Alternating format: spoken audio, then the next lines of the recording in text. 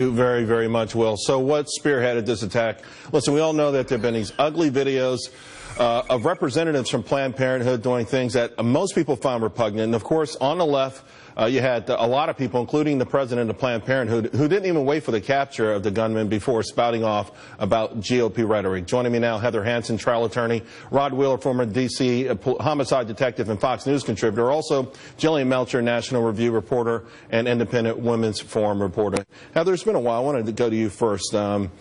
You know, we knew it was going to be politicized. I was actually filling in for Neil Cavuto on the Fox News channel, and it's a real delicate line. You had to walk with this, with the elephant in the room, you know, but not speculating, you know, not going too far. Since then, it's blown up, and it's a lot of finger pointing. Yeah, it's definitely, I mean, the evidence certainly points to the idea that this had something to do with the fact that Planned Parenthood provides abortions. It also seems to have something to do with the political environment altogether. He seemed to have been making statements about that as well. Ultimately, Charles, it's not going to matter from a legal perspective. He's going to be tried not for domestic terrorism, most likely, but for 3 first-degree murder charges. Domestic terrorism is something that most of these types of places, Planned Parenthood, want to have these crimes defined as. Why? Well, it's interesting because it doesn't really make a huge legal difference. And in fact, most of these cases will not be prosecuted under domestic terrorism because then you have to prove the intent to influence public policy.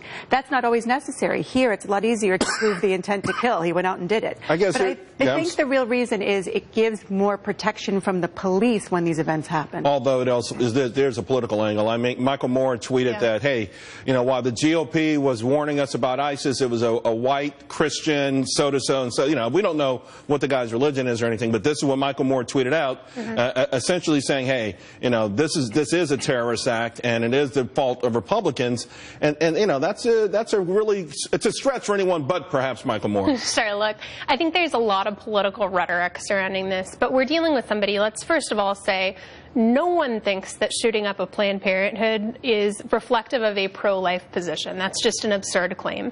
Second of all, if we're talking about domestic terrorism, if you look at the statistics, eco-terrorists are more responsible for attacks on U.S. soil than Planned Parenthood, pro-life people. So I think what we have here is hijacking a political issue. Obviously, emotions run high. This is a morally complex, really emotional issue for a lot of people. But I think to try to assign collective guilt, particularly to people who oppose your political point of view, is frankly a bit cynical. You know, Rod, we had a police officer who was killed and also an Iraq vet who was actually shot but went back in to try to help. And I hope that's not lost on the public in this other sort of debate that's already leapfrogged in front.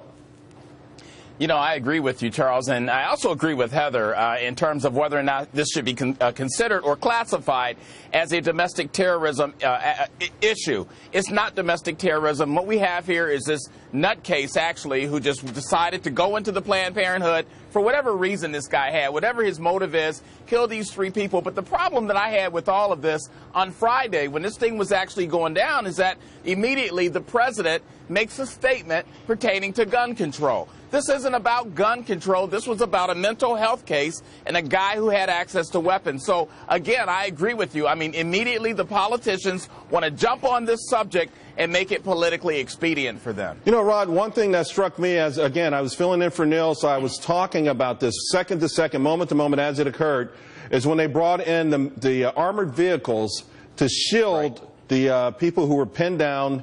And you think about this major effort to so-called demilitarize police departments, and yet, you know, we have we've got scenes. Listen, the trial started today in Freddie Gray in Baltimore. There's a chance that could turn out to be very violent, no matter which way the decision goes. We've got unrest in Chicago. We saw what happened in Ferguson. What do you make of this notion that somehow the police should not, you know, have this sort of equipment that we've seen already in action help to save lives?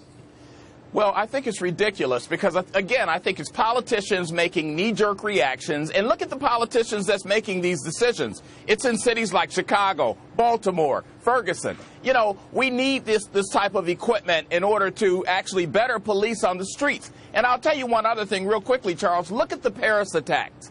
Look at the kind of weaponry that those guys had over there when they attacked and killed 149 people.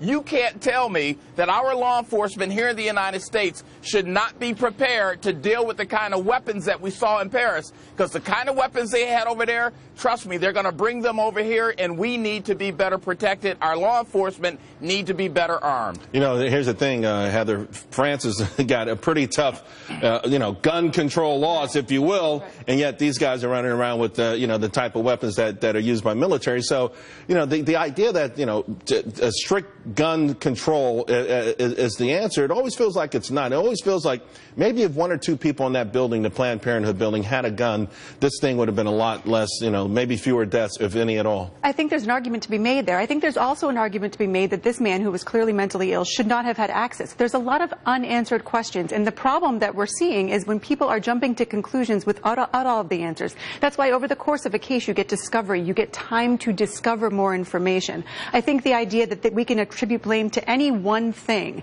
at this early stage is really not true, and it would be easy to say so, but it's just not the truth. Well, Jillian, they did look so far, apparently there have been sort of 9 run-ins with the law, if you will, a couple peeping toms. Yeah. Animal cruelty. His ex-wife said he was prone to anger. If I don't know if anybody's seen the shack that he lived in, I think it cost like $6,000. It reminded me of Ted Kaczynski's. Yeah. The same sort of thing. So these people will lurk among us, and the idea to take guns from everyone, to take guns from even the police or make them even less effective, it just kind of boggles the mind, because I think that's the wrong knee-jerk reaction. Yeah, I mean, looking at this guy's record in particular, many of the allegations surrounding him, I think at best, before this he was an odd duck. At worst, he was a repeat criminal, and this is what it escalated to. I do think one of the things that has not been emphasized enough is the heroism of the police officer that responded to it, going in, responding to this shooting, and boy, I'm glad they have the tools to do that. Yeah, it's hopefully him and the Iraq vet, and of course the mom that we know from Hawaii. It's all tragic, but people really tried to help other people, and I think you're right. Unfortunately, that is often lost in these kind of things.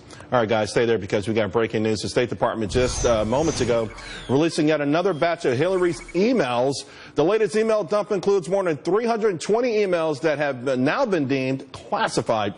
Fox Business's Peter Barnes is in Washington with the latest. Peter.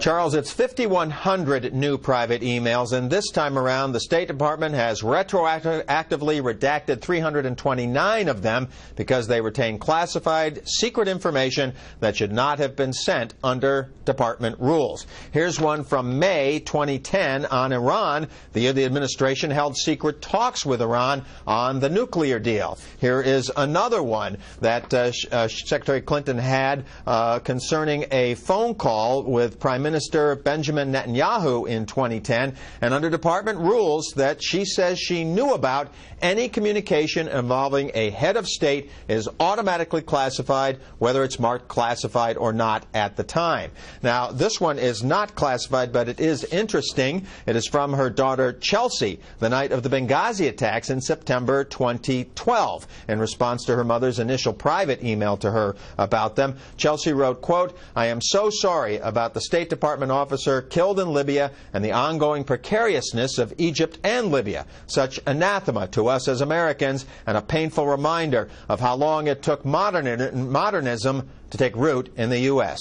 Charles? Thank you very much, Peter. Heather, over 300 emails redacted, classified information. I know there's this argument over when they were classified or deemed classified, but again, it just doesn't look good. Yeah, it doesn't look good, although I'm not so sure the American public cares as much as they used to. You see that she's high in the polls as far as who's the best to respond to ISIS. You talk about those emails, and the majority of them have to do with foreign policy. I think that it may actually serve her, given everything that's happened in Paris. These emails showing her expertise in that area may actually help her. You think so? Yeah, I do. I think the redacted emails speak to something. However, listen, to your point, she's riding high in the Democratic polls, although the trustworthy issue, Jillian, continues to haunt her. It's huge. It's huge. I think we see this with the response to, what happened in Libya, her publicly saying one thing, privately saying another. But I think what's fascinating about this situation is she's kind of gotten herself into a pickle here. We've got, FOIA officers usually withholding stuff based on national security because it's classified.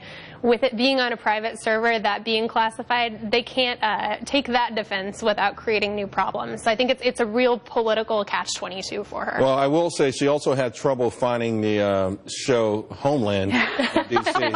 And she was looking she sent one email. She said, "Stupid question. How can I find Homeland?" All right, guys, let's leave it there. Hey, reports emerged today that the Paris terrorist attack is now believed to be in Syria. Once again, the West has egg on its face, and of course, we all feel a little less safer. How could this terrorist have evaded what many say was one of the biggest manhunts in history and make it back to Syria? We'll be right back.